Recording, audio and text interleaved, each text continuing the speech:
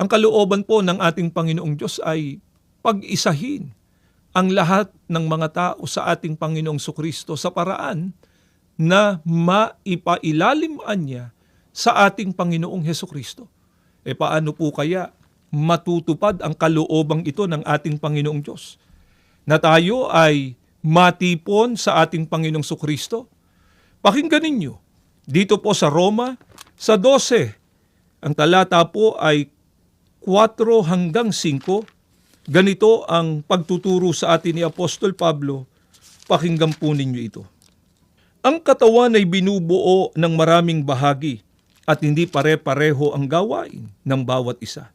Gayon din naman tayo'y marami, ngunit nabubuo sa iisang katawan ni Kristo at isa't isa'y bahagi ng iba.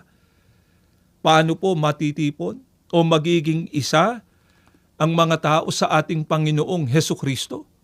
Ayon na rin po kay Apostol Pablo, sa pamamagitan niya ng isang katawan ng ating Panginoong Sukristo, dapat na maging sangkap o maging bahagi tayo nung katawan ng ating Panginoong Hesukristo.